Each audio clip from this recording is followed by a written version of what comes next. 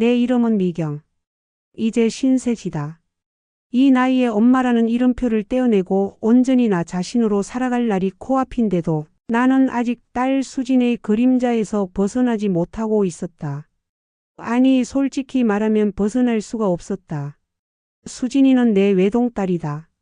내 인생에서 가장 빛나고 가장 소중하고 동시에 가장 불안한 존재였다.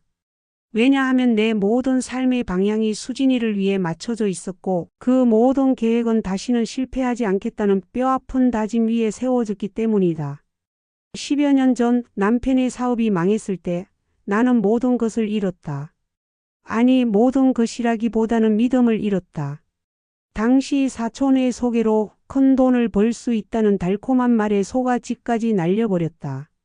번지르르한 사무실, 명품으로 치장한 사람들, 곧 성공해서 당신 가족을 최고로 만들어주겠다는 현란한 언변. 그 모든 화려한 포장이 사실은 독이 든 덫이었다는 것을 깨달았을 때 나는 영혼까지 탈탈 털렸다.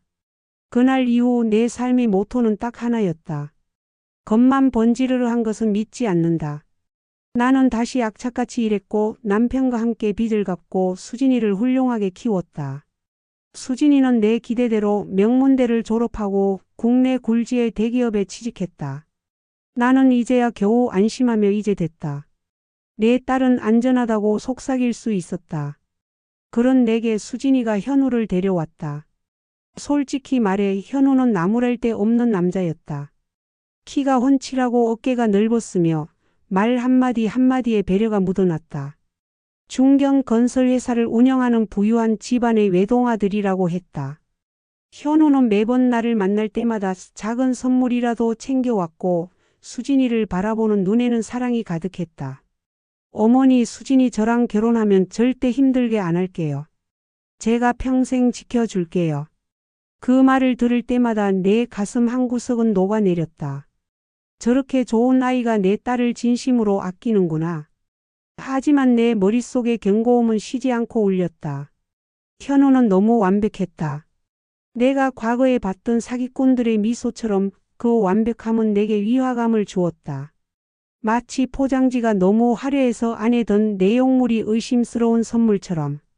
엄마, 왜 그래? 현우 보면 자꾸 눈빛이 날카로워져. 현우 너무 불편해해. 수진이는 이미 몇 번이나 나에게 불만을 토로했다. 아니야, 딸.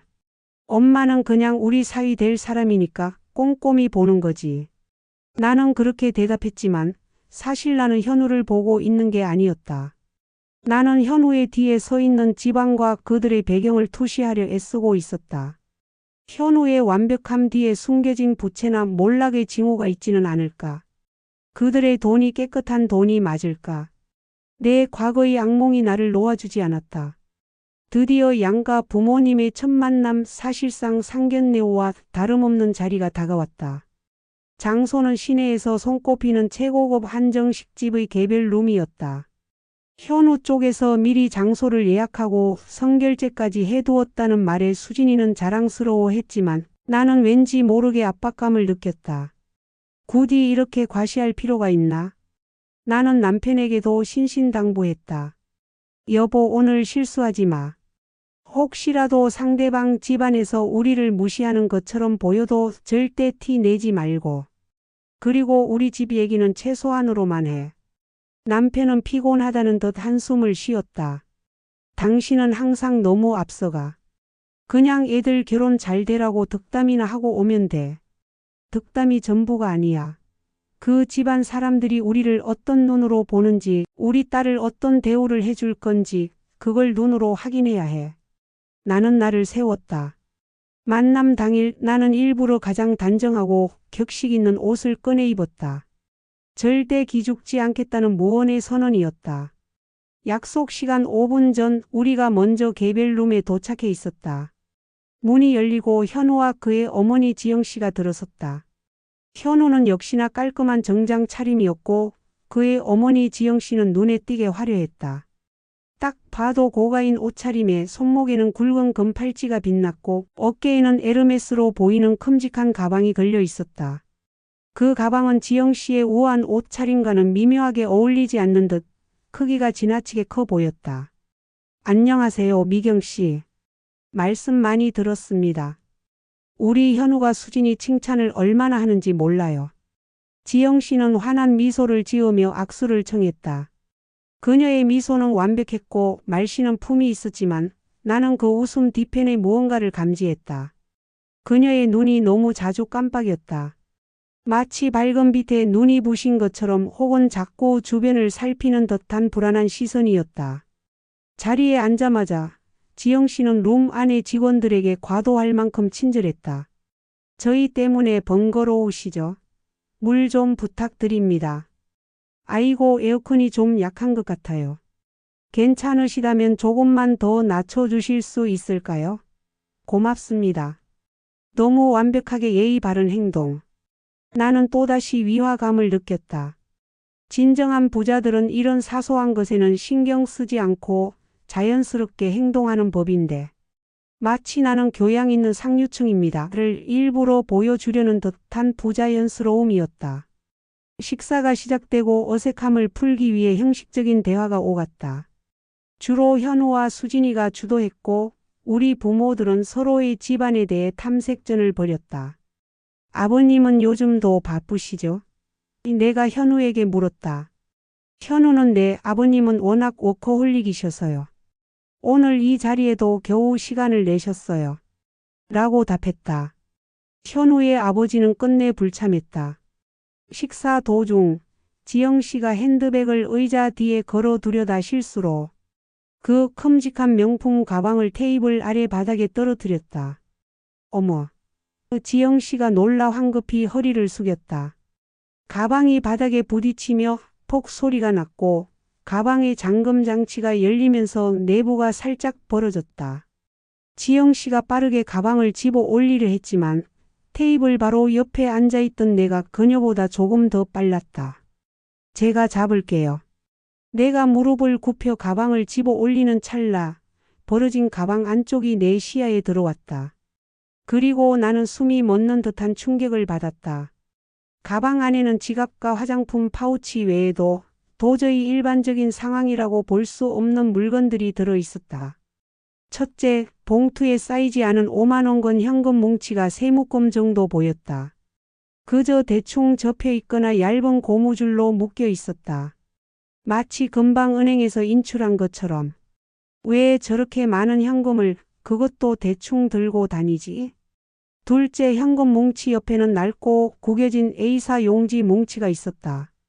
그중 맨 위에 있던 종이에는 부동산 매매 계약서라는 제목과 함께 건저당 설정 해지, 잔금 수령 완료라는 문구, 그리고 수많은 인감 도장 자국이 어지럽게 찍혀 있었다. 그리고 그 아래에는 잔금 정산 영수증이라고 적힌 종이가 한가득이었다.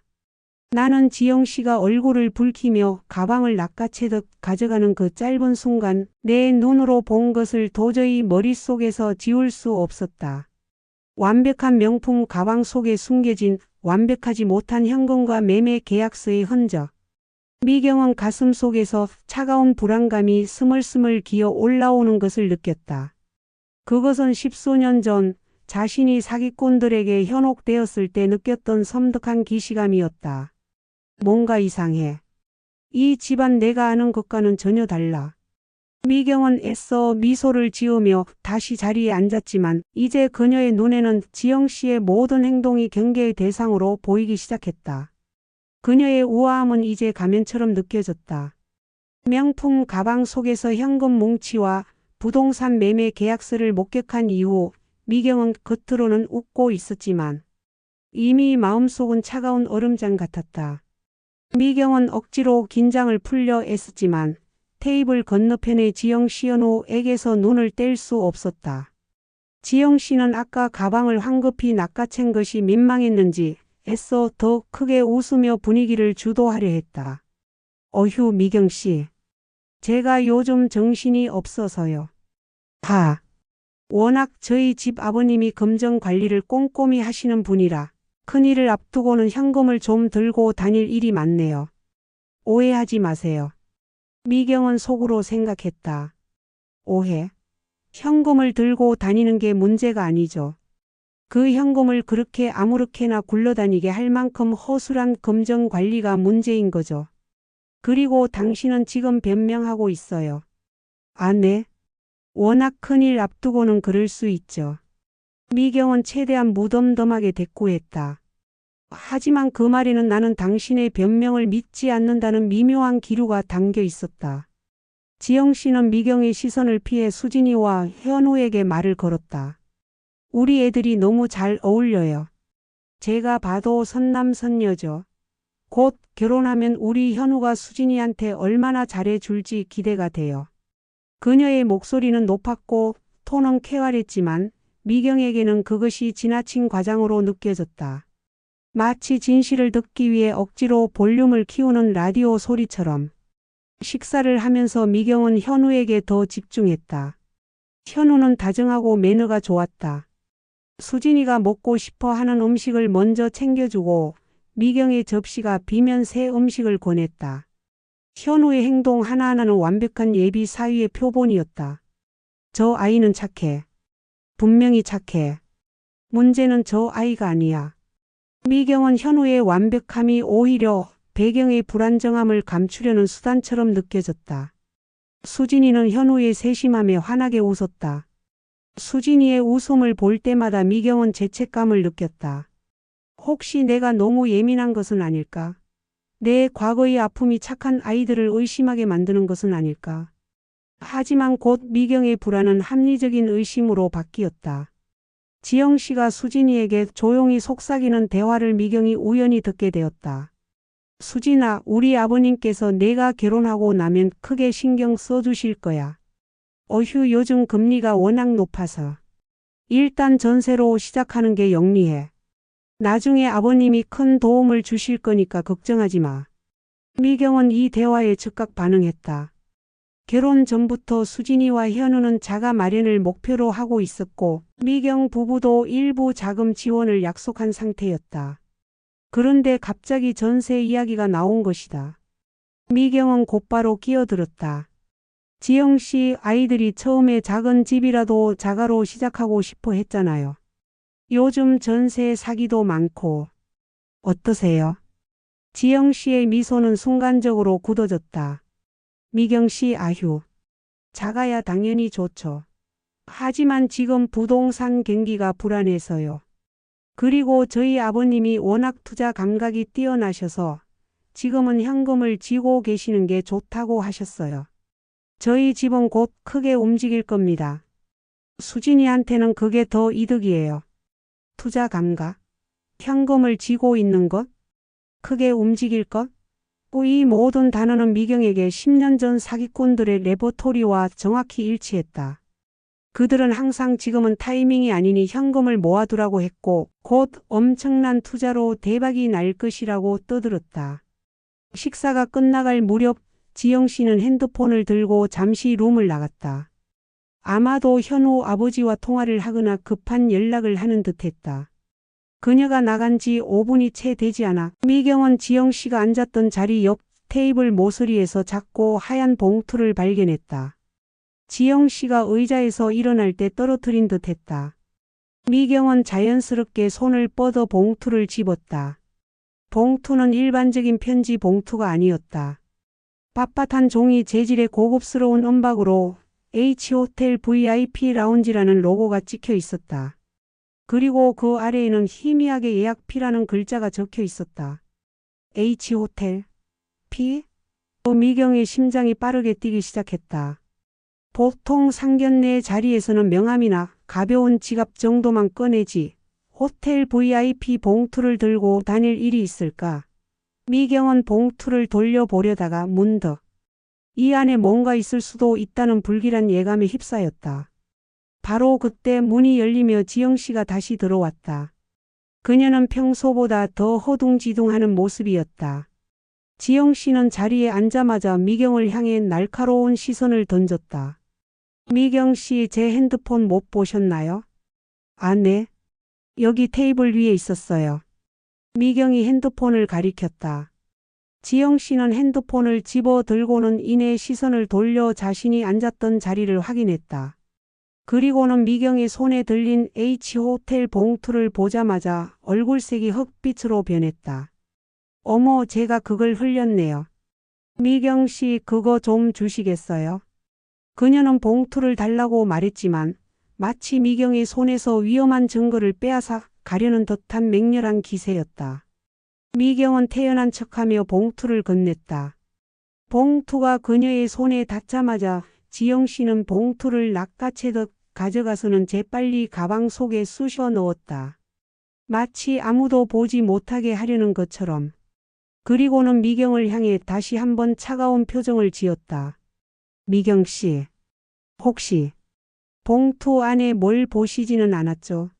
실수로라도 남의 사적인 물건을 들여다보는 건 예의가 아닙니다. 저희 집은 프라이버시를 중요하게 생각해서요. 그녀의 말투는 겉으로는 예의를 말했지만 속으로는 경고를 보내고 있었다. 미경의 뇌리에는 그 말이 꽂혔다. 프라이버시? 아니, 은폐하고 싶은 진실이겠지. 미경은 더 이상 이곳에 앉아 있을 수가 없었다. 그녀는 딸의 행복을 위해 가짜 미소를 짓는 연기를 멈춰야겠다고 결심했다. 이 집안은 완벽한 가면 뒤에 무너진 실체를 숨기고 있었다. 그리고 그 실체는 자신의 딸의 인생마저 위험에 빠뜨릴 수 있었다. 집으로 돌아오는 차 안. 미경은 남편과 딸 앞에서 애써 침묵했다. 하지만 수진이는 이미 어머니의 예민함을 감지하고 있었다. 엄마, 오늘 좀 과했어. 지영 아주머니한테 왜 그렇게 자꾸 물어봐? 수진이가 날카롭게 물었다. 수진아, 엄마는 내가 결혼할 집안을 자세히 살펴보는 거야. 자세히가 아니라 의심이잖아. 엄마, 현훈의 집 좋은 거 다 알면서 왜 그래? 엄마가 자꾸 그러는 거 옛날 사기당했던 것 때문에 피해의식 생겨서 그런 거 아니야? 수진이의 입에서 피해의식이라는 단어가 나오자 미경의 가슴은 무너졌다. 딸은 자신의 아픔을 이해하기는커녕 자신의 합리적인 의심마저도 병적인 예민함으로 치부하고 있었다. 수진아, 엄마가 왜 그렇게 생각하는지 내가 모르는 게 있어. 그 집안 뭔가 숨기고 있어. 엄마는 내 결혼 자금을 잃게 하고 싶지 않아. 엄마, 현우 어머니가 말했잖아. 아버님이 투자 전문가시라고. 괜히 불안해하지 마. 현우는 절대 그런 사람 아니야. 모녀 사이의 대화는 평행선을 달렸다. 미경은 자신이 본 현금 뭉치와 호텔 봉투를 증거로 제시하고 싶었지만 결정적인 물증이 없어 딸을 설득할 수 없었다.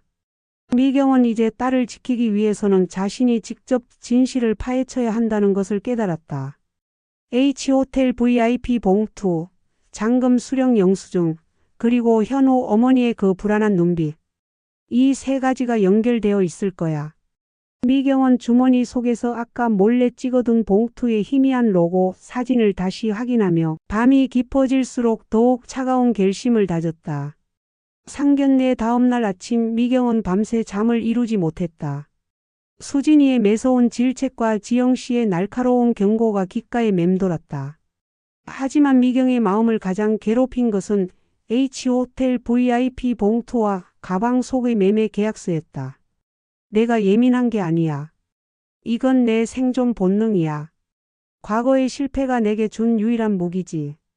미경은 새벽녘에 일어나 노트북을 켰다. 주머니 속 휴대폰으로 몰래 찍어둔 H호텔 로고와 VIP 라운지라는 글자를 확대했다. 그녀는 인터넷 검색창에 H호텔 VIP 라운지 355, 모임, 고액 투자 등의 키워드를 조합하여 검색했다. 쉽게 정보가 나오지는 않았다. 워낙 폐쇄적인 모임이었거나 아니면 숨겨야 할 목적이 분명했기 때문일 터였다. 하지만 끈질긴 검색 끝에 미경은 익명의 재테크 커뮤니티 게시판에서 우연히 하나의 댓글을 발견했다. H호텔 VIP 라운지는 요즘 소위 프로젝터 P라고 불리는 고위험군 투자 설명회가 자주 열리는 곳입니다. 겉보기엔 사모님들끼리의 사교 모임 같지만 실상은 고수익 보장을 미끼로 한 유사수신 행위가 종종 이루어진다고 해요. 조심하세요. 프로젝터 P. 그리고 아까 봉투에 희미하게 적혀있던 예약 P. 미경의 손이 떨리기 시작했다. P가 현우 어머니 지영 씨의 이름 이니셜일 수도 있지만 저 프로젝트 P와 연관이 있다면 이야기는 달라진다. 미경의 뇌리에서 사기라는 단어가 확고하게 자리 잡았다. 미경은 이 사실을 곧바로 딸에게 이야기할 수 없었다. 감정적으로 흥분한 상태에서는 수진이가 또다시 자신을 피해의식에 갇힌 엄마로 몰아갈 것이 분명했다. 미경에게는 물질적인 증거가 필요했다. 며칠 뒤 미경은 용기를 내어 현우 어머니 지영 씨에게 전화를 걸었다. 지영 씨 결혼 전에 집 문제 때문에 한번 만나 뵈어야 할 것 같아요. 아이들한테 중요한 문제니까요.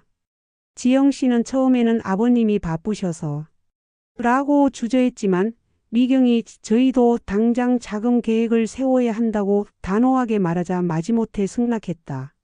만남의 장소는 번화가에 있는 한적한 카페였다. 미경은 곧바로 본론을 꺼냈다. 지영 씨, 수진이와 현우가 지금 모은 돈으로는 강남 인근의 작은 아파트 전세받기 어렵다고 들었어요. 결혼 후에는 대출을 받아서라도 자가를 마련하고 싶어 하는데 현우 아버님 쪽에서는 어떤 계획이 있으신지 궁금합니다. 미경의 질문은 직설적이었고 지영 씨의 표정은 순간적으로 경직되었다. 어휴 미경 씨. 저희도 당연히 아이들에게 좋은 집을 해주고 싶죠. 하지만 아까도 말씀드렸듯이 지금은 흐름을 타야 할 때예요. 저희 집은 곧 큰 프로젝트가 하나 성사될 겁니다. 그때 현금을 풀면 지금보다 훨씬 이득이죠. 큰 프로젝트. 미경은 속으로 냉소했다.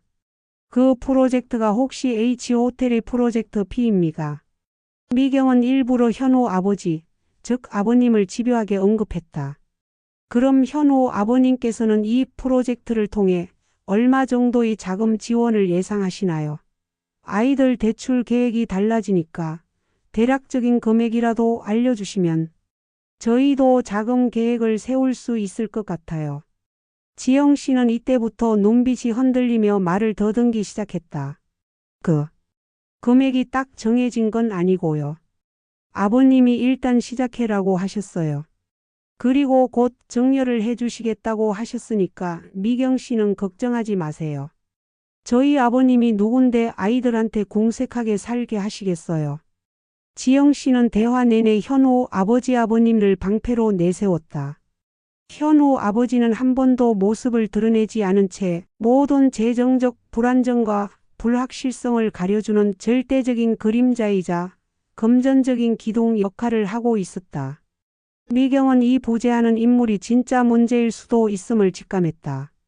지영 씨와의 만남 후 미경은 수진이에게 솔직하게 털어놓았다. 딸 현우네 집이 말하는 큰 프로젝트가 뭔지 알아? 현우 아버지가 곧 정려를 해준다는 약속은 구체적인 근거가 없어. 엄마는 그들이 지금 현금 유동성이 매우 불안하다고 느껴. 수진이는 엄마의 말을 듣고 폭발했다. 엄마 이제 그만 좀 해.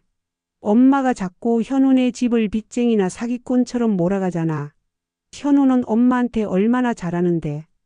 현우 아버님이 원래 좀 과묵하시고 사업 때문에 바쁘신 거 모르는 사람이 어디 있어? 엄마가 자꾸 돈 얘기를 끄집어내니까 그분들이 얼마나 불편해 하시겠어. 불편한 게 문제가 아니야, 딸. 엄마가 봤던 그 사기꾼들도 처음에는 완벽하고 멋있었어. 그들은 항상 곧 대박이 날 거다. 우리 회장님이 알아서 해 주실 거다라고 했어. 보이지 않는 사람의 약속을 믿으면 안 돼. 엄마는 모든 사람을 잠재적인 사기꾼으로 보고 있잖아. 엄마의 그 트라우마 때문에 내 결혼까지 망치지 마. 현우는 내 선택이야. 엄마는 내 선택을 존중할 의무가 있어. 수진이의 절규에 미경은 할 말을 잃었다. 수진이는 현우와의 사랑과 믿음으로 엄마의 모든 의심을 차단하고 있었다. 미경은 깨달았다.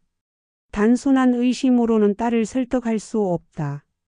딸의 사랑보다 강력한 팩트와 증거만이 이 파국을 막을 수 있었다. 미경은 딸과의 관계가 걷잡을 수 없이 틀어지고 있음을 느꼈지만 이제 멈출 수 없었다.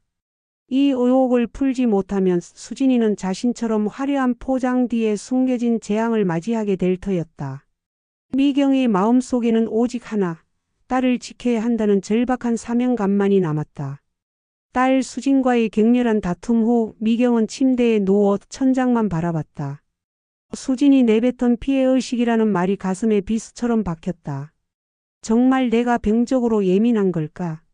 아니면 내 몸속에 새겨진 경험이 나를 지키려 발버둥 치는 걸까? 미경은 눈을 감고 10년 전으로 돌아갔다. 남편의 사업이 무너지고 모든 것이 빛을 잃어가던 시절. 그들을 찾아왔던 투자 전문가들. 그들은 늘 비단결 같은 옷을 입고 세상 모든 부를 손에 쥔 듯 여유로운 미소를 지었다. 그들이 강조했던 세 가지가 머릿속을 맴돌았다. 프라이버시 이건 극비 정보라 아무에게도 말해선 안 됩니다. 성공은 조용히 찾아오는 겁니다. 큰 손 비그 핸드 저희 위에 회장님, 사장님이 계십니다. 그분들이 다 알아서 움직여 주십니다. 현우 모의 아버님 타령과 소름 돋게 일치했다. 현금 캐시 지금은 모든 자산을 현금화해서 기회를 잡아야 합니다. 타이밍이 중요합니다. 명품 가방 속 현금 뭉치가 떠올랐다. 이 세 가지 요소가 지금 현우 어머니 지영 씨에게서 완벽하게 재현되고 있었다. 미경의 피해의식은 단순한 불안이 아니라 과거의 흉터가 보내는 강력한 경고 신호였다. 나는 똑같은 실수를 반복하게 할 수 없어. 특히 내 딸에게는. 미경은 더 이상 감정 싸움에 시간을 낭비할 수 없다고 판단했다. 딸의 결혼을 막으려면 지영 씨의 프라이버시 안에 숨겨진 진실을 낱낱이 파헤쳐야 했다. 미경은 평소 알고 지내던 금융업계에서 일했던 지인 영애 언니에게 연락을 취했다. 영애 언니는 워낙 발이 넓어 웬만한 고급 사교 모임이나 은밀한 정보에 발렸다. 언니 혹시 H호텔 VIP 라운지에서 최근에 좀 수상한 모임 같은 거 못 들었어? 로고에 P가 들어가는 곳인데. 영애 언니는 처음에는 망설였지만 미경이 딸. 결혼 문제 때문에 심각하다고 절박하게 호소하자 조심스럽게 입을 열었다. 아이고 미경아. 그쪽은 좀 위험한 소문이 돌아. 그 H호텔 VIP 라운지는 요즘 S캐피탈이라는 곳에서 자주 대관한다고 하더라고. 겉으로는 컨설팅 회사인데 사실상 비공식 투자 유치하는 곳이야. 거기서 진행하는 프로젝트가 하나 있는데 사람들이 다 폰지 사기 아니냐고 수군거려. 미경은 온몸에 피가 식는 기분이었다. 폰지 사기. 즉 신규 투자자의 돈으로 기존 투자자에게 수익을 지급하는 방식의 다단계 금융 사기. 그럼 그 프로젝트 이름이 뭔데 언니? 미경은 목소리를 낮췄다. 이름은 여러 가지인데 내부적으로는 피모 프로젝트라고 부른대. P가 무슨 파트너십의 약자니 뭐니 하는데 투자자들 사이에서는 파산 프로젝트의 약자라는 농담도 돌고 있어. 미경의 머릿속에서 모든 조각이 맞춰졌다. 지영 씨의 가방 속 현금 뭉치는 급하게 부동산을 매각해서 확보한 종잣돈이었고 H호텔 VIP 봉투는 그 피모 프로젝트에 참여하거나 새로운 투자자를 모집하기 위한 접선 정표였을 것이다. 미경은 지영 씨가 상견례 자리에서 아버님을 언급하며 보였던 모든 행동을 다시 곱씹었다. 아버님의 부재 아버님은 워커홀릭이어서 오지 못했다고 했지만 사실은 파산 위기에 몰려 외부의 얼굴을 드러낼 수 없는 상황이 아니었을까. 전세 권유 자가 마련을 피하고 전세를 권유한 것은 결혼 자금을 자신들의 빚, 청산이나 피모 프로젝트에 재투자하려 했기 때문이 아닐까. 날카로운 경고 남의 사적인 물건을 보는 건 예의가 아니다라며 프라이버시를 강조한 것은 그 봉투 안에 자신의 모든 계획이 담겨 있었기 때문이 아닐까. 미경은 모든 의혹이 하나의 거대한 은폐된 파국을 가리키고 있음을 확신했다. 현우 집안은 겉으로만 완벽하게 포장되어 있을 뿐 내부적으로는 시한폭탄을 안고 있었다. 그 순간 딸 수진이 방문을 열고 들어왔다. 수진이의 얼굴은 피곤과 짜증으로 얼룩져 있었다. 엄마 또 뭐해? 아까부터 방에서 끙끙거리는 소리 들리잖아. 미경은 황급히 노트북을 덮었다. 아니 그냥 요즘 주식시장 보느라. 주식? 엄마 나한테 거짓말하지 마. 내가 현우한테 들었어. 현우 어머니한테 또 전화해서 이상한 소리 했다며. 아버님은 왜 얼굴을 안 비추시냐. 자금 계획이 왜 불투명하냐 그런 말 하지 말라고 했잖아. 수진이의 목소리가 떨렸다. 현우가 나한테 우리 엄마가 혹시 미경 어머니한테 신뢰한 게 있냐고 묻는데 내가 얼마나 민망했는지 알아?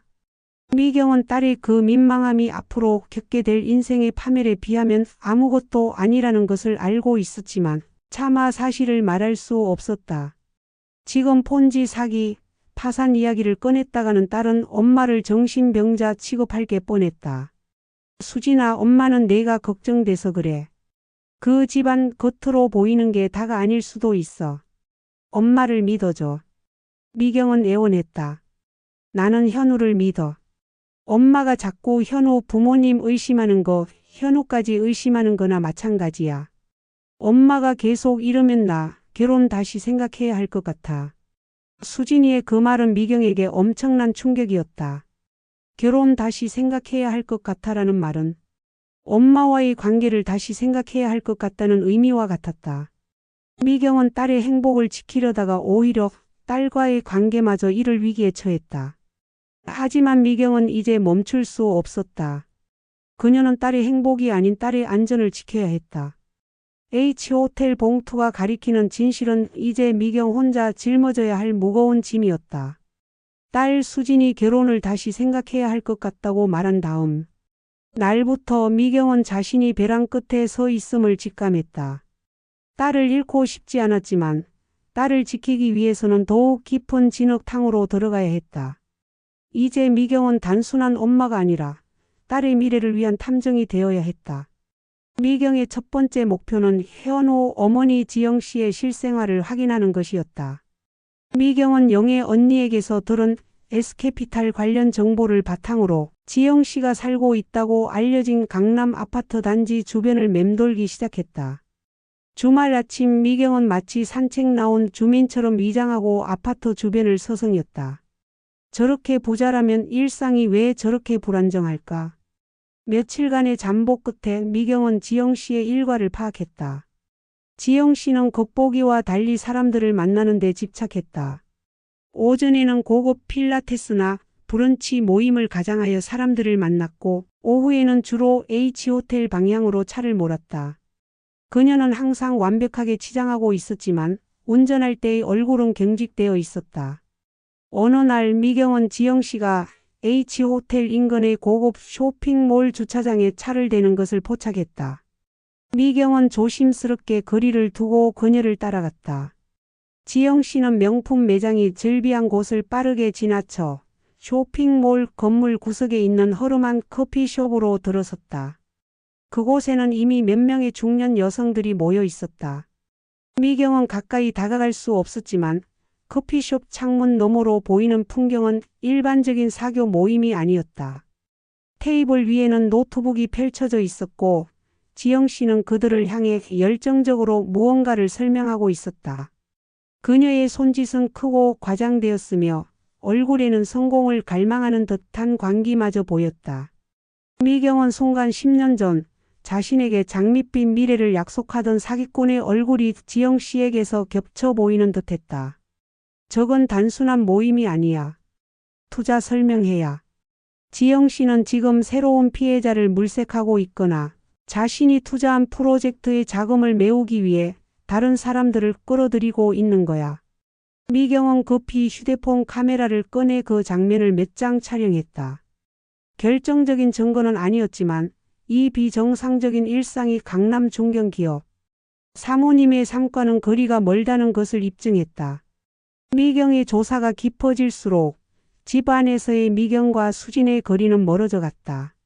수진이는 현우와의 결혼 준비에만 몰두했고 엄마를 마치 귀찮은 방해물처럼 취급했다. 어느 날 저녁 수진이는 현우와 통화를 하던 중 거실로 나왔다가 미경에게 들릴 듯 말 듯 한 목소리로 말했다. 응, 현우야. 우리 엄마? 엄마 요즘 좀 그래. 이상한 거에 꽂혀서. 나도 힘들어 죽겠어. 자꾸 우리 집을 이상한 쪽으로 몰아가려고 해. 응, 나도 엄마가 병원 가봤으면 좋겠어. 미경은 그 말을 듣고 온몸에 피가 역류하는 듯했다. 병원이라니. 딸이 나를 정신적으로 문제 있는 사람으로 취급하고 있다는 사실에 미경은 절망했다. 미경은 수진이의 통화가 끝나자마자 딸을 붙잡았다. 수진아, 엄마가 너한테 얼마나 진심인지 알아? 엄마는 너 지키려고 이러는 거야. 내 결혼 깨지더라도 내가 재산 다 잃는 것보다는 낫잖아. 수진이는 냉정하게 엄마의 손을 뿌리쳤다. 엄마, 정신 차려. 엄마가 10년 전에 당한 사기 때문에 모든 사람이 다 사기꾼으로 보여. 현우는 나한테 청혼 반지도 해줬고 상견례 비용도 다 냈고 우리한테 지금 전세금까지 마련해 주려고 하고 있어. 이게 사기꾼의 행동이야? 사기꾼은 이렇게 구체적으로 행동하지 않아. 전세금? 그 전세금이 어디서 난 건데? 엄마가 봤어. 현우 어머니 가방 속에 부동산 매매 계약서가 있었어. 그들은 집을 팔아 현금을 쥐고 있는 거라고. 미경은 결국 자신이 본 가장 큰 증거를 터뜨렸다. 수진이는 잠시 눈을 크게 떴지만 이내 비웃음을 지었다. 엄마, 그게 무슨 증거야? 당연히 큰 집으로 이사하려고 매매했을 수도 있지. 요즘은 현금 보유가 트렌드야. 엄마는 현우네 집이 돈이 많다는 것조차도 의심하는 거잖아. 엄마의 그 의심은 이제 집착이야. 수진이는 눈물을 글썽이며 미경을 향해 다시 한번 상처 주는 말을 던졌다. 엄마가 계속 이러면 현우한테 미안해서 나 정말 결혼 못할 것 같아. 결혼 못하면 엄마는 이제 나한테 아무것도 아니야. 현우가 내 전부가 될 거니까. 딸의 잔인한 말에 미경은 무릎이 꺾이는 듯했다. 아무것도 아니야라니. 헌신했던 지난 세월이 부정당하는 기분이었다. 미경은 자신이 딸을 지키기 위해 가장 사랑하는 존재에게서 버림받고 있음을 깨달았다. 그날 밤 남편은 미경에게 휴전을 제안했다. 여보, 수진이가 너무 힘들어하잖아. 당신이 조용히 뒤에서 알아봐. 수진이 앞에서는 이제 그만해. 딸을 잃고 싶어. 남편의 말이 맞았다. 미경은 이제 딸 앞에서 착한 엄마의 가면을 완전히 벗어던져야 했다. 그녀는 이제 딸의 결혼을 지켜보는 엄마가 아니라 딸의 미래를 파괴하려는 적의 심장을 파헤치는 존재가 되어야 했다. 미경은 조용히 현우의 직장에 대해 검색하기 시작했다. 현우는 중경건설회사 기획팀에 다닌다고 했다. 미경은 현우의 회사 건물 사진과 주소를 확인했다. 그리고는 건설회사와 피모 프로젝트의 연관성을 생각했다. 건설회사의 자금난, 피모 프로젝트, 부동산 매매 잔금, 모든 퍼즐이 하나의 시나리오를 가리켰다. 현우의 아버지 회사가 부도 직전이고 그 빚을 메우기 위해 지영 씨가 사기성 투자 모임에서 자금을 끌어들이려 한다.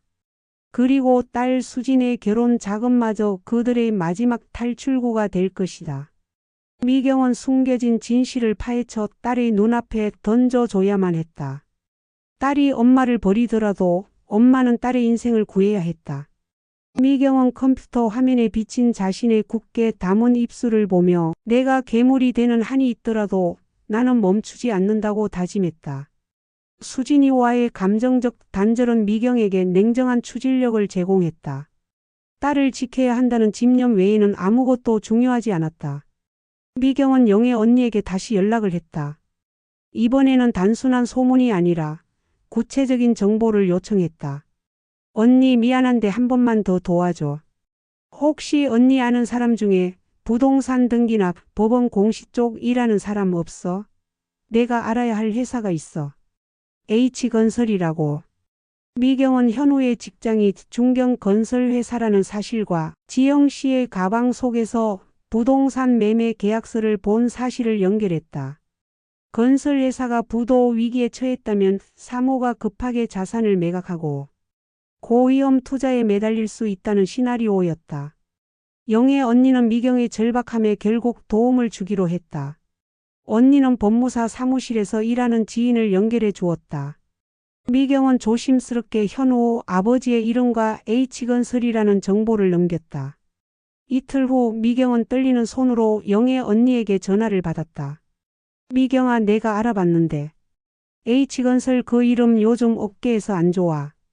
몇 달 전부터 부동산 PF 프로젝트 파이낸싱 대출 상환 문제 때문에 말이 많았대. 그리고 현우 아버지 되시는 분 이름으로 조회했더니 법원 회생 신청 기록은 없는데 대신 개인 소유 부동산들이 최근 몇 달 새 급하게 정리된 흔적이 있어. 미경의 숨이 멎었다. 급하게 정리된 흔적. 이것이 바로 상견례 자리에서 지영씨 가방 속에 있던 잔금 정산 영수증 다발의 정체였다. 그들은 큰 집으로 이사하려는 것이 아니라 현금 확보를 위해 금매로 자산을 던지고 있었던 것이다. 언니 혹시 채권자 목록 같은 것도 확인할 수 있어? 미경은 집요하게 물었다. 그건 회생 신청이 아니면 어려워. 하지만 확실한 건 현우 아버지 이름으로 된 주요 자산들이 이미 담보로 묶여 있거나 처분되었다는 거야. 회사는 겉으로 버티는 중인데 사실상 껍데기일 가능성이 높아. 미경은 이제 현우에게 직접적인 의심의 촉수를 뻗었다. 현우가 이 모든 사실을 모를 리 없다고 생각했다. 완벽하게 보이는 현우의 직장 생활 역시 위장일 수 있었다. 미경은 현우가 다닌다는 H건설 본사를 찾아갔다. 출퇴근 시간이 아닌 평일 오후 미경은 회사 건물 앞에서 현우를 기다렸다. 혹시 현우가 지영 씨처럼 외부에서 수상한 접선을 하는지 확인하고 싶었다. 2시간의 기다림 끝에 현우가 회사 로비에서 나오는 것을 발견했다. 현우는 정갈한 정장 차림으로 누군가와 통화를 하며 걸어 나오고 있었다. 미경은 기둥 뒤에 숨어 그들의 대화를 엿들으려 했었다. 현우는 전화 너머의 상대에게 극도로 낮은 자세를 취하고 있었다. 네, 팀장님. 제가 알아서 정리하겠습니다. 네, 아버지 회사 사정 때문에 제가 지금 휴직계 내기가 어려운 상황이라. 네, 이번 주 안으로 퇴직금 중간 정산 문제 해결해 보겠습니다. 네, 죄송합니다. 절대 외부에 알려지지 않게 하겠습니다. 미경은 자신의 귀를 의심했다. 퇴직금 중간 정산. 현우는 현재 다니고 있는 중견건설회사에서 급하게 돈을 빼내려 하고 있었다. 그리고 아버지 회사 사정 때문에 휴직조차 자유롭지 못하다는 말은 현우가 아버지의 몰락한 회사를 돕기 위해 자신의 직장을 이용하거나 혹은 퇴사 준비를 하고 있다는 명백한 증거였다. 더 충격적인 것은 현우가 통화를 마친 후 회사 건물을 벗어나자마자 곧장 택시를 타고 H호텔 쪽으로 향했다는 것이다. 미경은 곧바로 다른 택시를 잡아 현우의 뒤를 쫓았다. 현우가 도착한 곳은 H호텔 VIP 라운지 입구가 아닌 호텔 지하 주차장 깊은 곳이었다. 현우는 주차장 구석에 세워진 낡은 검은색 세단 앞으로 걸어갔다. 그리고 그 차 안에서 누군가 내렸다.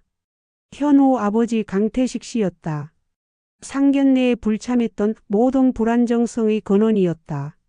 강태식 씨는 정장 대신 후줄근한 등산복 차림이었고 얼굴에는 피로와 근심이 가득했다. 완벽하고 부유한 집안의 중견건설회사 회장 모습과는 거리가 멀었다. 그는 현우를 보자마자 다짜고짜 현우의 어깨를 붙잡고 흥분한 목소리로 이야기하기 시작했다. 미경은 주차장 기둥 뒤에 숨어 대화를 들으려 했지만 거리가 멀어 내용은 정확히 들리지 않았다. 하지만 현우의 얼굴은 공포와 절망으로 일그러져 있었고 강태식 씨는 손으로 돈을 의미하는 듯한 제스처를 반복하고 있었다. 그리고 현우가 아버지에게 건넨 것은 다름 아닌 봉투였다. 겉으로 보기에는 평범한 서류 봉투였지만 미경은 그 안에 현우가 어렵게 정산하려 했던 퇴직금 일부가 들어있으리라 짐작했다. 현우는 알고 있었어. 아버지의 파산을 알고 있었고 그 돈을 메우기 위해 자신의 모든 것을 희생하고 있었던 거야. 미경은 현우의 행동이 효심인지 아니면 자신들의 사기 행각을 돕는 공범인지 판단하기 어려웠다. 하지만 한 가지는 확실했다. 이 결혼은 사랑의 결실이 아니라 몰락한 집안의 마지막 도피처를 마련하기 위한 수단이었다. 미경은 현우와 그의 아버지가 헤어지는 모습을 보며 몸을 떨었다. 완벽한 사위는 사실 파산한 집안의 빚을 짊어진 아들이었고 그의 어머니는 사기성 투자 모임에 매달리고 있었다. 이제 미경에게는 물증이 있었다. 부동산 금매 흔적, 현우의 퇴직금 중간 정산 시도, 그리고 아버지의 부재와 몰락한 모습. 미경은 곧바로 이 모든 진실을 딸에게 폭로하고 싶었지만 수진이가 결혼을 다시 생각해야 할 것 같다고 했던 말이 발목을 잡았다. 딸은 여전히 현우를 굳게 믿고 있었고 이 모든 증거를 아버지의 힘든 사정을 돕는 효심으로 포장하여 합리화할 가능성이 높았다. 미경은 자신의 딸이 현우의 빚을 자신의 돈으로 갚아주려 할까봐 두려웠다. 미경은 단순한 증거 제시가 아닌 딸의 마음을 무너뜨릴 결정적인 한 방을 준비해야겠다고 다짐했다. 미경은 집으로 돌아와 6절에서 찍은 사진들을 다시 확인했다. 낡은 검은색 세단, 수척해진 현우 아버지의 모습, 그리고 봉투를 건네는 현우의 절망적인 표정. 미경의 모든 의심은 이제 확신이 되었다. 현우 집안은 몰락했고 그들은 딸의 결혼 자금을 절실하게 필요로 하고 있었다. 이 명백한 증거 앞에서도 미경의 마음은 무겁고 복잡했다. 현우를 향한 연민 때문이 아니라 자신의 과거가 너무나 선명하게 되살아났기 때문이었다. 미경은 조용히 작은 방에 틀어박혀 오래된 서랍 깊숙한 곳에 넣어두었던 낡은 서류철을 꺼냈다. 10년 전 그녀의 전 재산과 믿음을 앗아갔던 투자회사의 계약서와 사업설명의 자료였다. 색이 바랜 종이 위에는 화려한 문구들이 가득했다. 미래 신성장 동력 확보, 확정된 수익률 20% 보장, 극소수 VVIP에게만 열린 기회. 미경은 그 문구들을 읽어 내려가며 10년 전의 냄새와 소리가 되살아나는 듯했다. 화려한 외관 사기꾼들은 늘 강남 최고급 오피스텔을 임대의 사무실로 썼다. 그들은 항상 고급 와인과 캐비어를 내놓으며 자신들의 성공을 과시했다. 지영 씨의 과도한 명품 치장과 최고급 레스토랑 상견례가 오버랩되었다. 그들의 화려함은 당신도 우리처럼 될 수 있다는 유혹의 도구였다. 부재하는 권위 그들은 항상 미국 본사의 회장님이나 중동의 큰 손을 언급했다. 그들은 직접 만날 수 없는 부재하는 권위를 내세워 투자의 안정성을 보장했다. 현우 아버지의 아버님 그림자와 일치. 공포 마케팅 그들은 지금 이 기회를 놓치면 당신은 평생 가난에서 벗어날 수 없다며 사람의 불안감을 자극했다. 미경은 현우 어머니가 부동산 흐름을 언급하며 전세를 강요했던 것이 바로 현금을 빨리 빼앗아가기 위한 타이밍 강요임을 깨달았다. 결정적인 더 가장 소름 끼쳤던 것은 사기꾼들이 미경에게 당신이 번 돈으로 자녀에게 가장 좋은 미래를 선물할 수 있다고 속삭였다는 사실이다. 그들은 미경의 모성애를 이용했다. 현우 집안은 이제 미경의 딸을 향한 사랑을 이용하여 미경의 자산을 가로채려 하고 있었다. 미경은 과거의 자신이 얼마나 어리석었는지 그리고 그 어리석음이 딸의 인생에 다시 반복되려 하는지를 깨달았다. 이 고통스러운 회상은 미경에게 현우 집안과의 싸움을 멈출 수 없는 사명으로 만들었다. 미경이 증거를 수집하는 동안에도 수진이는 결혼 준비에 여념이 없었다. 하지만 그 과정에서 현우 집안의 재정적 압박이 미묘하게 드러나기 시작했다. 현우는 수진이에게 혼수 규모를 줄이자고 제안했다. 자기야, 엄마가 요즘 아버지 회사 일 때문에 힘들어 하셔서 우리 돈은 최대한 전세금 마련에 집중해야 할 것 같아. 예물이나 혼수는 최대한 간소화하자. 미경은 이 이야기를 전해 듣자마자 의심했다. 현우네 집은 수진이에게 명품 시계까지 해줄 것처럼 굴지 않았나? 더욱 충격적인 일은 신혼여행 경비 문제에서 터졌다. 수진이가 미경에게 말했다. 엄마, 현우가 이번 신혼여행 경비는 절반씩 내자고 했어. 근데 현우가 요즘 퇴직금 정산 때문에 현금이 좀 묶여 있어서 일단 내가 다 내고 나중에 받으면 안 될까? 미경은 속이 뒤집어지는 것 같았다.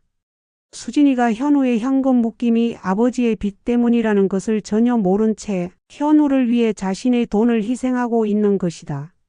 미경은 이것이 현우 집안이 수진이의 돈을 빨아들이는 첫 번째 시도임을 확신했다. 수진아, 현우가 왜 퇴직금 정산을 해? 직장 잘 다닌다며? 미경은 일부러 모르는 척 물었다. 수진이는 즉각 방어했다. 아, 회사에서 요즘 구조조정 얘기도 있고 해서 혹시 모르니까 미리 대비하는 거잖아. 엄마처럼 불안해하는 거 아닐까? 아무튼 현우가 나중에 다 갚아준대. 수진이의 말에는 현우에 대한 맹목적인 믿음과 엄마의 의심에 대한 경멸이 섞여 있었다. 미경은 딸이 이미 사랑이라는 이름의 체면에 걸려 있음을 깨달았다. 미경은 이제 자신이 확보한 증거들을 어떻게 딸에게 던져야 할지 고민했다. 단순히 현우 아버지의 파산 위험을 말해주는 것, 실패 효심으로 포장될 것. H호텔의 피모 프로젝트를 이야기하는 것, 실패 엄마의 망상으로 치부될 것. 미경은 딸의 맹목적인 현우 사랑과 엄마에 대한 불신이라는 두꺼운 방어막을 한 번에 무너뜨릴 수 있는 방법을 찾아야 했다. 미경은 그 방법이 현우의 입에서 거짓말이 나오게 만드는 것이라고 결론 내렸다. 현우는 이 모든 사실을 알면서도 자신은 모르는 척 수진이에게 계속 거짓말을 하고 있어. 미경은 자신이 아는 모든 증거, 부동산, 퇴직금, 아버지의 낡은 차를 조합하여 현우가 더 이상 거짓말을 할 수 없게 만드는 대면 자리를 마련해야겠다고 결심했다. 그 순간 딸 수진은 현우의 배신감과 엄마의 진실된 사랑을 동시에 느끼며 충격에 빠질 것이다. 미경은 조용히 자신의 지갑에서 비상금을 꺼냈다. 이제 이 싸움은 증거와 진실을 밝히는 것을 넘어 딸의 인생을 건 승부가 될 터였다. 미경은 단 한 번의 실수도 용납할 수 없었다. 그녀는 결전의 날을 준비하기 시작했다. 미경은 집으로 돌아와 찍은 사진들을 다시 확인했다. 낡은 검은색 세단, 수척해진 현우 아버지의 모습, 그리고 봉투를 건네는 현우의 절망적인 표정. 미경의 모든 의심은 이제 확신이 되었다. 현우 집안은 몰락했고 그들은 딸의 결혼 자금을 절실하게 필요로 하고 있었다. 이 명백한 증거 앞에서도 미경의 마음은 무겁고 복잡했다. 현우를 향한 연민 때문이 아니라 자신의 과거가 너무나 선명하게 되살아났기 때문이었다. 미경은 조용히 작은 방에 틀어박혀 오래된 서랍 깊숙한 곳에 넣어두었던 낡은 서류철을 꺼냈다. 10년 전 그녀의 전 재산과 믿음을 앗아갔던 투자회사의 계약서와 사업설명의 자료였다. 색이 바랜 종이 위에는 화려한 문구들이 가득했다. 미래 신성장 동력 확보, 확정된 수익률 20% 보장, 극소수 VVIP에게만 열린 기회. 미경은 그 문구들을 읽어 내려가며 10년 전의 냄새와 소리가 되살아나는 듯했다. 화려한 외관 사기꾼들은 늘 강남 최고급 오피스텔을 임대의 사무실로 썼다. 그들은 항상 고급 와인과 캐비어를 내놓으며 자신들의 성공을 과시했다. 지영 씨의 과도한 명품 치장과 최고급 레스토랑 상견례가 오버랩되었다. 그들의 화려함은 당신도 우리처럼 될 수 있다는 유혹의 도구였다. 부재하는 권위, 그들은 항상 미국 본사의 회장님이나 중동의 큰 손을 언급했다. 그들은 직접 만날 수 없는 부재하는 권위를 내세워 투자의 안정성을 보장했다. 현우 아버지의 아버님 그림자와 일치. 공포 마케팅, 그들은 지금 이 기회를 놓치면 당신은 평생 가난에서 벗어날 수 없다며 사람의 불안감을 자극했다. 미경은 현우 어머니가 부동산 흐름을 언급하며 전세를 강요했던 것이 바로 현금을 빨리 빼앗아가기 위한 타이밍 강요임을 깨달았다. 결정적인 덕, 가장 소름 끼쳤던 것은 사기꾼들이 미경에게 당신이 번 돈으로 자녀에게 가장 좋은 미래를 선물할 수 있다고 속삭였다는 사실이다. 그들은 미경의 모성애를 이용했다. 현우 집안은 이제 미경의 딸을 향한 사랑을 이용하여 미경의 자산을 가로채려 하고 있었다. 미경은 과거의 자신이 얼마나 어리석었는지, 그리고 그 어리석음이 딸의 인생에 다시 반복되려 하는지를 깨달았다. 이 고통스러운 회상은 미경에게 현우 집안과의 싸움을 멈출 수 없는 사명으로 만들었다. 미경이 증거를 수집하는 동안에도 수진이는 결혼 준비에 여념이 없었다. 하지만 그 과정에서 현우 집안의 재정적 압박이 미묘하게 드러나기 시작했다. 현우는 수진이에게 혼수 규모를 줄이자고 제안했다. 자기야, 엄마가 요즘 아버지 회사 일 때문에 힘들어 하셔서 우리 돈은 최대한 전세금 마련에 집중해야 할 것 같아. 예물이나 혼수는 최대한 간소화하자. 미경은 이 이야기를 전해 듣자마자 의심했다. 현우네 집은 수진이에게 명품 시계까지 해줄 것처럼 굴지 않았나? 더욱 충격적인 일은 신혼여행 경비 문제에서 터졌다. 수진이가 미경에게 말했다. 엄마, 현우가 이번 신혼여행 경비는 절반씩 내자고 했어. 근데 현우가 요즘 퇴직금 정산 때문에 현금이 좀 묶여 있어서 일단 내가 다 내고 나중에 받으면 안 될까? 미경은 속이 뒤집어지는 것 같았다. 수진이가 현우의 현금 묶임이 아버지의 빚 때문이라는 것을 전혀 모른 채 현우를 위해 자신의 돈을 희생하고 있는 것이다. 미경은 이것이 현우 집안이 수진이의 돈을 빨아들이는 첫 번째 시도임을 확신했다. 수진아, 현우가 왜 퇴직금 정산을 해? 직장 잘 다닌다며? 미경은 일부러 모르는 척 물었다. 수진이는 즉각 방어했다. 아, 회사에서 요즘 구조조정 얘기도 있고 해서 혹시 모르니까 미리 대비하는 거잖아. 엄마처럼 불안해하는 거 아닐까? 아무튼 현우가 나중에 다 갚아준대. 수진이의 말에는 현우에 대한 맹목적인 믿음과 엄마의 의심에 대한 경멸이 섞여 있었다. 미경은 딸이 이미 사랑이라는 이름의 체면에 걸려 있음을 깨달았다. 미경은 이제 자신이 확보한 증거들을 어떻게 딸에게 던져야 할지 고민했다. 단순히 현우 아버지의 파산 위험을 말해주는 것 실패 효심으로 포장될 것. H호텔의 피모 프로젝트를 이야기하는 것 실패 엄마의 망상으로 치부될 것. 미경은 딸의 맹목적인 현우 사랑과 엄마에 대한 불신이라는 두꺼운 방어막을 한 번에 무너뜨릴 수 있는 방법을 찾아야 했다. 미경은 그 방법이 현우의 입에서 거짓말이 나오게 만드는 것이라고 결론 내렸다. 현우는 이 모든 사실을 알면서도 자신은 모르는 척 수진이에게 계속 거짓말을 하고 있어. 미경은 자신이 아는 모든 증거 부동산, 퇴직금, 아버지의 낡은 차를 조합하여 현우가 더 이상 거짓말을 할 수 없게 만드는 대면 자리를 마련해야겠다고 결심했다. 그 순간 딸 수진은 현우의 배신감과 엄마의 진실된 사랑을 동시에 느끼며 충격에 빠질 것이다. 미경은 조용히 자신의 지갑에서 비상금을 꺼냈다. 이제 이 싸움은 증거와 진실을 밝히는 것을 넘어 딸의 인생을 건 승부가 될 터였다. 미경은 단 한 번의 실수도 용납할 수 없었다. 그녀는 결전의 날을 준비하기 시작했다. 현우를 위한 함정. 미경은 현우에게 단독으로 만남을 요청했다. 딸 수진에게는 비밀로 했다. 현우는 미경의 연락에 처음에는 당황했지만 이내 완벽한 예의를 갖춘 문자를 보내왔다. 어머니, 수진이에게는 비밀로 하겠습니다. 어머니께서 저희를 걱정하시는 마음 잘 알고 있습니다. 제가 직접 뵙고 오해를 풀어드리겠습니다. 오해? 미경은 코웃음을 쳤다.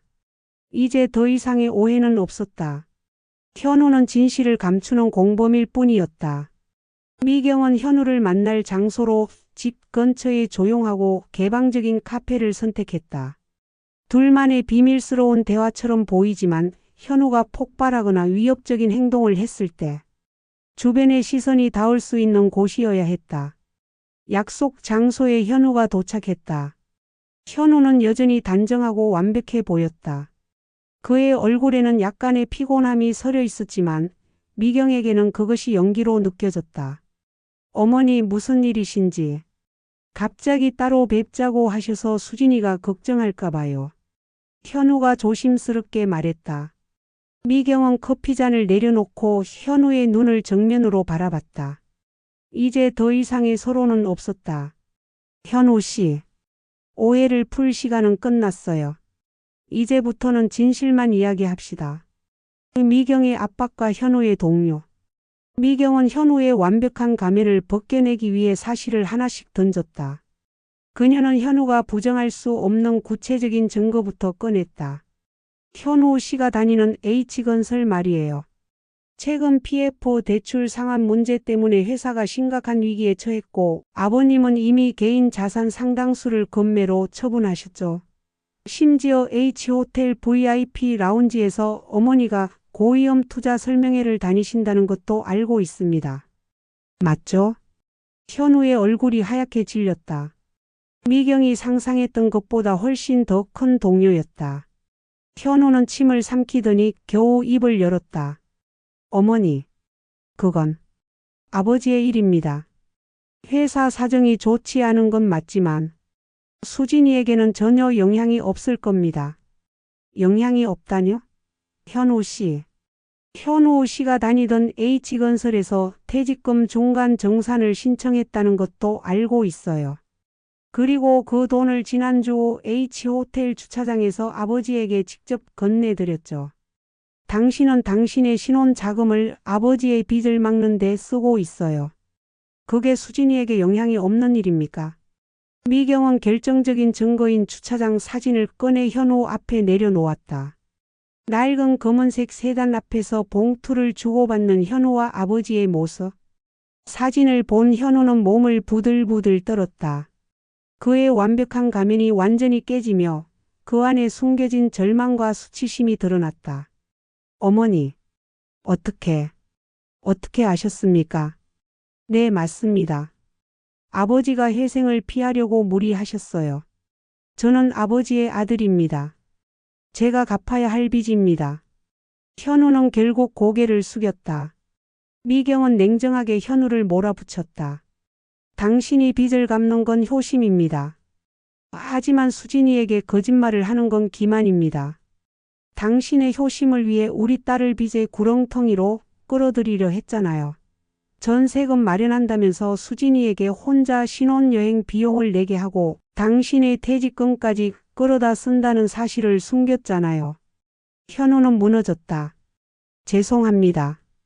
저는 수진이를 사랑합니다. 아버지 사정을 정리하고 나면 그때 수진이에게 말하려고 했습니다. 정리요? H호텔 피모 프로젝트는 사기 위험이 높은 폰지성 투자예요.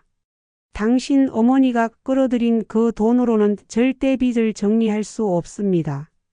당신들이 노린 건 수진이의 결혼 자금과 우리 집의 자산이죠. 맞습니까? 현우는 더 이상 부정할 수 없었다. 그는 손으로 얼굴을 감싸 쥐고 흐느꼈다. 저는 수진이를 잃고 싶지 않았습니다.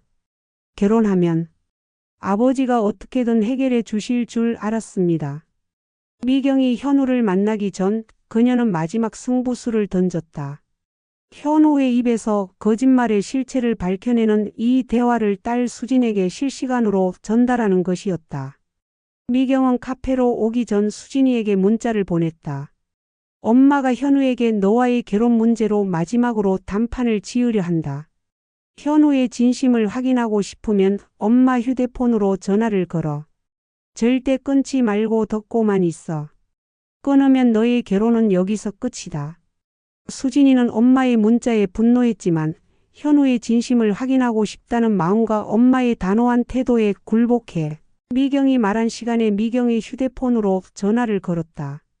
미경은 그 전화를 현우가 앉은 테이블 밑에 두고 스피커폰이 아닌 일반 통화 상태로 두었다. 현우는 미경의 휴대폰이 울리는 것조차 인지하지 못했다. 미경과 현우의 모든 대화, H건설의 부채, 부동산 금매, 퇴직금 정산, 그리고 현우의 절망적인 자백까지 그 모든 소름 끼치는 진실이 수진이의 귀에 생생하게 전달되고 있었다. 수진이는 자신의 방에서 이어폰을 낀 채 미경과 현우의 대화를 듣고 있었다. 그녀가 믿었던 완벽한 현우의 가면이 찢어지는 소리와 그 아래에서 들리는 절망적인 거짓말의 고백에 수진이는 온몸이 굳어갔다. 퇴직금 중간 정산, 아버지의 빚, 수진이에게는 영향이 없을 겁니다. 거짓말. 수진이의 눈에서는 이미 눈물이 흐르고 있었다. 그것은 슬픔이 아닌 배신감과 충격으로 인한 뜨거운 분노였다.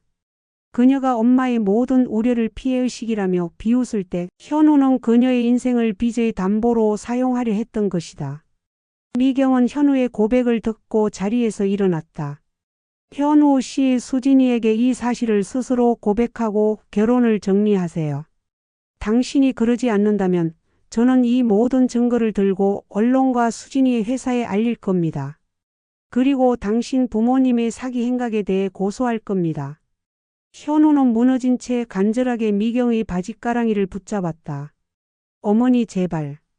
수진이에게만은 말하지 말아주세요. 제가 수진이를 얼마나 사랑하는지 아시잖아요. 사랑이요? 사랑은 진실을 숨기지 않습니다. 당신은 수진이를 사랑한 것이 아니라 당신의 파국을 막아줄 구원자로 본 겁니다. 미경은 단호하게 뒤돌아섰다. 카페의 문을 열고 나오자마자 그녀는 주저앉을 뻔했다. 온몸에 힘이 다 빠져나가는 기분이었다. 하지만 미경은 자신의 승리를 알았다. 딸은 이제 진실을 알았고 더 이상 현우의 거짓말을 믿지 않을 것이다. 미경은 집으로 향하는 길에 자신의 휴대폰을 확인했다. 통화는 여전히 연결된 상태였다. 미경은 목이 메어 전화에 대고 나지막이 속삭였다. 수진아, 이제 엄마를 믿겠니? 그리고 수화기 너머에서는 길고 처절한 딸의 울음소리만이 터져 나오고 있었다. 미경의 집으로 돌아왔을 때 거실은 싸늘한 정적에 휩싸여 있었다. 남편은 걱정스러운 표정으로 미경을 바라봤고 수진은 자신의 방에 틀어박혀 있었다. 미경은 딸의 방문을 열지 않았다. 이미 딸은 그녀가 줄 수 있는 가장 잔인하고도 필요한 진실을 들었기 때문이다. 잠시 후 수진의 방에서 현우에게 거는 전화 소리가 들려왔다. 수진의 목소리는 차분했지만 그 안에는 파괴적인 분노가 응축되어 있었다. 현우 씨, 나 다 들었어. 엄마가 우리 대화 녹음한 거. 아니, 당신의 고백을 다 들었어. 수진은 현우의 당황한 변명을 한마디도 듣지 않고 몰아붙였다. 당신은 나를 사랑한 게 아니었어. 나를 당신 아버지의 빚을 갚을 보험금으로 본 거야. 당신의 완벽함, 당신의 다정함, 그 모든 게 우리 집 자산을 끌어들이기 위한 연기였지. 현우가 울먹이며 변명하는 소리가 희미하게 들려왔지만 수진은 단호했다. 나한테 전 세금까지 내가 먼저 내라고 했을 때 당신은 내 돈으로 아버지 빚을 막을 생각이었지. 당신의 그 효심 때문에 내 인생이 무너지는 건 괜찮았어? 당신은 나한테 거짓말을 했어. 그것 하나만으로도 이 결혼은 끝이야. 수진은 마지막으로 낮은 목소리로 말했다. 우리는 파혼이야. 이제 더 이상 연락하지 마. 당신 부모님도 마찬가지야. 당신의 빚쟁이 아버지를 만난 것보다 당신의 거짓말을 들은 게 더 고통스러워. 수진은 전화를 끊었다. 그리고 방에서 나와 엄마를 향해 걸어왔다. 그녀의 눈은 빨갛게 충혈되어 있었지만 더 이상 눈물을 흘리지 않았다. 그녀는 미경의 앞에서 털썩 주저앉았다. 엄마, 미안해. 내가 엄마를 믿지 않았어. 내가 현우의 완벽한 가면만 봤어. 미경은 아무 말 없이 딸을 안아주었다. 딸의 몸은 차갑고 단단하게 굳어 있었다. 미경은 결혼을 막았다는 안도감보다 딸이 겪었을 배신감의 고통에 더 깊은 슬픔을 느꼈다. 다음 날 오후 미경은 초인종 소리에 문을 열었다. 문 앞에는 현우 어머니 지영 씨가 서 있었다. 지영 씨는 어제의 화려한 모습은 온데간데 없고 잔뜩 겁을 먹고 초췌해진 얼굴이었다. 그녀의 명품 가방은 쥐고 있는 손이 땀으로 축축했다. 미경 씨, 저 현우한테 다 들었습니다. 제발 이러지 마세요. 우리 애들 결혼 이렇게 파토 낼 순 없잖아요. 지영 씨는 미경의 집 안으로 들이닥치려 했다. 미경은 문을 막아섰다. 지영 씨, 아이들 결혼은 이미 끝났습니다. 당신 아드님께서 스스로 인정하셨어요. 이제 이 집에서 나가주세요. 지영 씨는 무릎이라고 꿇을 듯이 애원했다. 미경 씨, 제가 다 잘못했어요. 제가 너무 급해서 그랬어요. 저희가 이대로 무너지면 현우는 정말 끝장이에요. 미경 씨가 만약 수진이한테 조금만 양보해 달라고 하면 저희가 당장 내일 전세금 2배로 해줄게요. 그리고 결혼 후 저희가 성공하면 미경 씨한테도 수익금 일부를 드릴겨. 지영 씨의 목소리에는 필사적인 회유와 사기꾼의 본성이 적나라하게 드러나 있었다. 그녀는 마지막 순간까지 돈으로 모든 것을 해결하려 했다. 미경은 과거 자신의 길을 홀렸던 고수익 보장이라는 악마의 속삭임이 다시 들리는 것 같았다. 지영 씨. 미경은 차가운 목소리로 말했다. 당신이 나에게 제안하는 그 수익금은 10년 전 내가 모든 것을 잃게 했던 악마의 거래와 똑같습니다. 당신들은 나를 돈으로 받고 내 딸을 빚을 갚을 담보로 받습니다. 미경은 지영 씨의 눈을 정면으로 마주쳤다. 저희 딸 수진이는 돈이 아니라 진심을 원합니다. 당신들의 집안이 무너지는 건 저와 상관없습니다. 하지만 우리 딸의 삶을 함께 무너뜨리려는 것은 용서할 수 없습니다. 저는 당신 아들의 거짓말 고백 음성 파일과 당신 남편의 파산 증거를 모두 가지고 있습니다. 지금 당장 여기서 나가세요. 아니면 경찰에 신고하겠습니다. 지영 씨는 미경의 눈빛에서 타협의 여지가 전혀 없음을 확인했다. 그녀는 결국 절망에 찬 비명을 지르며 미경의 집을 떠났다. 그녀의 마지막 뒷모습은 화려했던 명품 옷차림과 달리 초라하고 무너진 파산자의 그림자 그 자체였다. 며칠 후 수진은 현우와의 모든 연락을 차단하고 결혼 준비를 완전히 멈췄다. 웨딩홀 예약 취소, 혼수 반품 등 후속 조치가 이어졌다.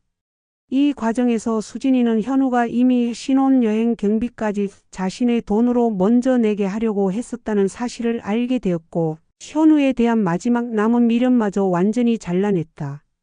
수진은 엄마에게 진심으로 사과했다. 엄마, 내가 엄마를 믿지 않고 현우만 믿었던 거 정말 후회해. 내가 엄마를 피해의식에 갇힌 사람으로 몰아세웠을 때 엄마가 얼마나 힘들었을까.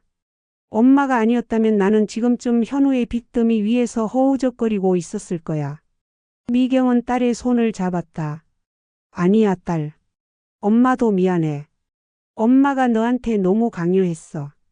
하지만 엄마는 내가 겪을 고통을 미리 알아봤을 뿐이야. 엄마의 트라우마가 널 지켜준 거야. 모녀는 그날 밤 깊은 포옹을 나눴다. 결혼은 파국으로 끝났지만 모녀의 관계는 더 단단하게 회복되었다. 미경은 자신이 괴물이 되어서라도 딸을 지켜냈다는 사실에 안도했다. 하지만 수진은 사랑했던 남자에게 받은 배신감과 엄마의 고통스러운 과거가 자신의 현재를 지배했다는 사실에 깊은 상처를 입었다. 미경 역시 딸에게 강요했던 죄책감과 다시 되살아난 사기의 악몽에서 완전히 벗어나지 못했다. 파혼 후 집안에는 무거운 침묵이 감돌았다. 미경은 승리했지만 그 승리의 대가로 딸 수진의 정신은 깊은 상처를 입었다. 수진은 며칠 동안 방 밖으로 나오지 않았다.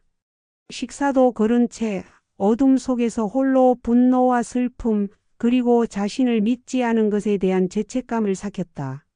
엄마, 내가 얼마나 바보 같았는지 모르겠어. 나는 그 사람의 눈빛, 그 사람의 목소리까지 전부 믿었는데 내 모든 판단이 틀렸다는 걸 어떻게 받아들여야 할까? 수진은 사람에 대한 근본적인 불신을 품게 되었다. 완벽해 보였던 현우가 사실은 부모의 빚을 갚기 위해 자신을 이용하려 했다는 잔인한 진실은 그녀의 세계관 자체를 흔들어 놓았다. 수진은 직장에도 휴가를 내고 방황하기 시작했다. 친구들의 위로도 엄마의 따뜻한 말도 그녀에게는 닿지 않았다. 미경은 딸을 지켜보는 것이 고통스러웠다. 자신이 진실을 밝혀낸 것이 딸의 영혼을 파괴한 것은 아닐까 하는 죄책감에 시달렸다. 어느 날 저녁 수진은 술에 취해 들어와 미경에게 매달렸다. 엄마, 세상에 진짜 진실이 있긴 해? 겉으로 웃는 사람들 모두 속에 칼을 품고 있는 거 아냐? 나 이제 아무도 못 믿겠어. 돈 때문에 사람이 이렇게 더러워진다면 내가 열심히 일해서 돈 벌 필요가 있을까? 수진의 절망적인 물음은 미경의 과거를 되돌아보게 했다. 미경 역시 사기를 당했을 때 똑같은 인생에 대한 허무함과 인간에 대한 불신을 느꼈었다. 미경은 자신이 겪었던 상처를 딸이 그대로 겪고 있다는 사실에 가슴이 찢어졌다. 미경은 딸을 품에 안고 조용히 자신의 가장 깊은 과거를 다시 꺼냈다. 딸, 엄마도 내 나이 때 똑같이 생각했어. 세상이 무너지는 것 같았지. 하지만 생각해봐. 엄마의 트라우마는 너를 지키는 방패가 되었어. 현우는 너를 배신했지만 엄마는 내 편이었잖아. 세상 모든 사람이 가면을 쓴 건 아냐. 그저 내가 가장 위험한 사람을 처음 만났을 뿐이야. 미경은 딸에게 현우의 행동과 자신의 과거 사기 경험의 패턴을 자세히 설명해 주었다. 겉으로 보이는 완벽함, 부재하는 큰 손아버님, 그리고 현금화 요구. 이 모든 것은 탐욕과 공포를 이용한 수법이었을 뿐 현우의 본질적인 인격이 아니었을 수도 있다는 해석도 덧붙였다. 수지는 그제야 비로소 엄마의 강박적인 행동이 단순한 피해의식이 아니라 자신을 향한 필사적인 사랑이었음을 이해하게 되었다. 딸은 엄마의 손을 잡고 눈물을 흘렸다. 엄마 고마워. 나를 버리지 않아줘서 고마워. 그 순간 미경의 오랜 트라우마도 비로소 치유의 단계로 접어들었다. 그녀는 더 이상 과거의 실패에 갇힌 희생자가 아니었다. 그녀는 그 경험을 통해 딸의 인생을 구한 강인한 어머니였다. 시간이 흐르며 현우 집안에 대한 소식이 들려오기 시작했다. 현우 아버지의 H건설은 결국 부도를 맞았다. 회생 신청 대신 무리하게 버티려다 모든 것을 잃었다. 현우 어머니 지영씨가 그토록 매달렸던 H호텔. 피모 프로젝트는 결국 미경의 예상대로 폰지 사기로 밝혀져 뉴스에 데스크필되었다. 지영씨는 그 사기 사건의 투자자 유치 브로커로 연루되어 조사를 받게 되었다는 소식도 들렸다. 현우는 직장에서도 퇴사하고 온 가족이 빚더미에 앉아 살던 집을 떠나 잠적했다. 그들의 완벽했던 가면은 철저하게 벗겨졌고 그 자리에 남은 것은 탐욕과 몰락의 잔해뿐이었다. 이 소식을 들었을 때 미경은 안타까움보다는 운명의 엄정함을 느꼈다. 그들은 남의 희생 위에서 자신들의 탐욕을 채우려 했고 결국 그 탐욕이 그들 자신을 집어삼킨 것이다. 수진 역시 이 소식을 들었지만 놀라움보다는 씁쓸함만 남았다. 그녀는 이제 현우에게 어떤 증오도 느끼지 않았다. 그저 자신의 인생에서 영원히 지워내야 할 한 페이지로 남겨두었다. 파혼 후 6개월이 지났다. 수진은 다시 직장으로 돌아갔다. 그녀는 더 이상 조건이나 외모에 현혹되지 않았다. 그녀는 사람을 볼 때 그 사람의 거칠애가 아닌 작은 진실과 성실함을 보려 노력했다. 미경은 딸의 변화를 보며 깨달았다. 인생에서 가장 소중한 것은 눈에 보이는 재산이나 화려한 배경이 아니라 위기가 닥쳤을 때도 흔들리지 않는 가족 간의 신뢰와 진실을 보려는 용기였다. 미경은 이제야 과거의 흉터에서 완전히 해방되었다. 그녀의 과거는 더 이상 두려움의 근원이 아니라 딸에게 물려줄 수 있는 가장 값진 교훈이 되었다. 딸아, 세상의 모든 금은 언젠가 녹아버리지만 내가 지킨 진심과 용기는 영원히 빛날 거란다. 미경은 딸에게 따뜻한 미소를 지어주었다. 파혼 후 1년의 시간이 흘렀다. 그 시간은 수진에게 고통스러운 수업이자 값진 성장의 기간이었다. 수진은 더 이상 화려한 외모나 번지르르한 배경을 가진 사람에게 눈길을 주지 않았다. 그녀의 시선은 깊어졌고 사람을 대하는 태도는 신중해졌다. 회사 동료들은 수진이 예전보다 훨씬 단단하고 현명해졌다고 말했다. 그녀는 더 이상 남의 시선이나 조건에 휘둘리지 않았다. 외동딸로서 엄마의 과보호 아래 살았던 수진은 현우 사건을 겪으며 비로소 독립적인 주체로 거듭났다. 미경 역시 많은 것이 달라졌다. 그녀는 더 이상 딸의 휴대폰을 몰래 보지 않았고 딸의 모든 연애사에 관여하려 들지 않았다. 미경은 자신의 트라우마가 딸을 지켜주었지만 이제는 딸이 스스로 진실을 볼 힘을 가졌음을 믿었다. 미경은 수진을 향한 과도한 집착을 내려놓고 그 에너지를 자신과 남편의 행복한 노년을 설계하는 데 사용하기 시작했다. 어느 날 미경은 수진에게 조심스럽게 물었다. 딸, 이제 마음은 좀 괜찮니? 엄마가 내 옆에서 지켜볼게. 좋은 사람 만나도 돼. 수지는 미소를 지었다. 응, 엄마. 나 이제 안 급해. 빨리 결혼하는 것보다 진실된 사람을 만나는 게 훨씬 중요하다는 걸 배웠어. 그리고 이제는 나 스스로도 행복할 줄 알아야 한다는 것도. 수지는 직장 내에서 민호라는 남자를 알게 되었다. 민호는 현우와는 정반대의 사람이었다. 배경은 평범했고 명문대 출신도 아니었으며 외모도 눈에 띄게 잘생긴 편은 아니었다. 하지만 민호에게는 진심과 성실함이 있었다. 민호는 회사의 작은 일에도 책임을 다했고 동료들에게 진심으로 친절했다. 수지는 민호와 함께 일하면서 그의 꾸밈없는 모습에 점차 끌렸다. 현우가 늘 큰 프로젝트나 회장님을 언급하며 현실을 회피했다면 민호는 자신의 작은 삶을 충실히 채워나가는 사람이었다. 수진이 민호와 교제를 시작할 때 그녀는 민호에게 자신의 과거를 솔직하게 털어놓았다. 파혼의 이후 현우 집안의 몰락, 그리고 엄마의 트라우마까지. 수지는 민호가 이 무거운 이야기를 듣고 도망칠 수도 있다고 생각했다. 하지만 민호는 조용히 수진의 이야기를 들었다. 그리고 담담하게 말했다. 수진 씨 힘들었겠네요. 하지만 그 경험이 수진 씨를 더 좋은 사람으로 만들었어요. 저는 수진 씨의 과거가 아니라 현재의 용기를 사랑합니다. 저는 부자도 아니고 배경도 없지만 단 한 번도 수진 씨에게 거짓말할 생각은 없습니다. 민호의 진심은 수진의 굳게 닫혔던 마음에 잔잔한 파동을 일으켰다. 수진은 화려한 포장지가 아닌 투명한 내용물의 가치를 비로소 깨달았다.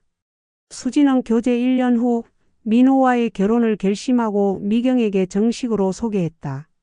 미경은 딸의 새로운 남자친구를 보며 긴장했다. 1년 전에 악몽이 되풀이 될까 봐 두려웠기 때문이다. 민호의 부모님과의 만남은 화려한 한정식집이 아닌 소박하지만 정갈한 동네 식당에서 이루어졌다. 민호의 어머니는 평범한 주부였고 아버지는 공무원으로 퇴직하셨다고 했다.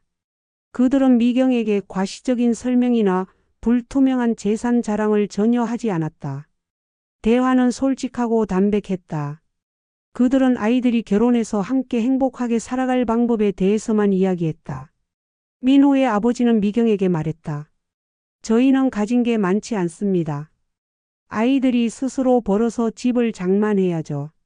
하지만 아이들이 어려움을 겪을 때 저희가 도망치거나 숨지 않겠습니다. 늘 옆에서 돕겠습니다. 그 말에 미경의 눈시울이 붉어졌다.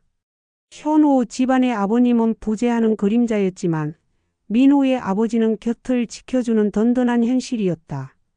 미경은 그들의 투박한 진실성에서 과거에는 볼 수 없었던 가장 큰 안정감을 느꼈다. 만남이 끝난 후 미경은 수진의 손을 잡고 눈물을 글썽였다. 딸아, 이제야 내가 진짜 사람을 만났구나. 엄마는 이 집안이 주는 평화로움과 진실함이 너무 좋다. 엄마가 널 지켜주려 했던 싸움이 이제야 비로소 진정한 결실을 맺는 것 같아. 수진과 민호는 화려한 결혼식 대신 가족과 가까운 지인들만 모아 작은 야외 결혼식을 올렸다. 수진의 결혼을 바라보며 미경은 비로소 깨달았다.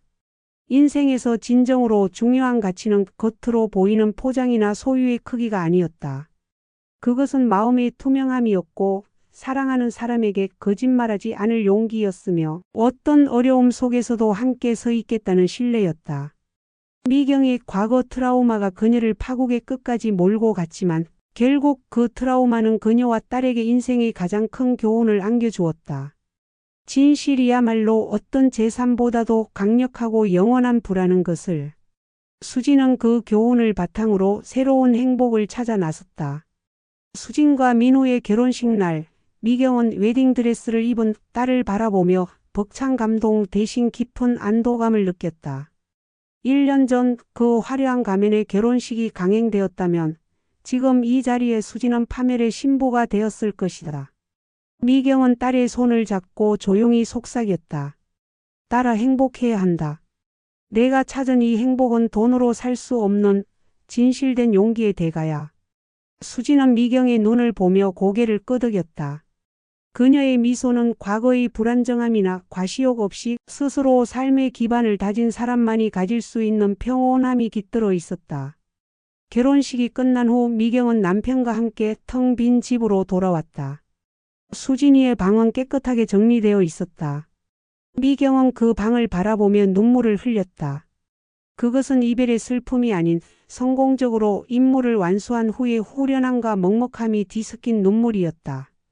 그녀는 이제 딸의 곁을 떠나 자신의 삶을 살아가도 괜찮다는 허락을 스스로에게 내렸다. 몇 주 후 미경은 남편에게 솔직한 속내를 털어놓았다. 여보, 나는 수진이를 지키기 위해 악착같이 괴물이 됐어. 내 트라우마가 나를 계속 의심하게 만들었지.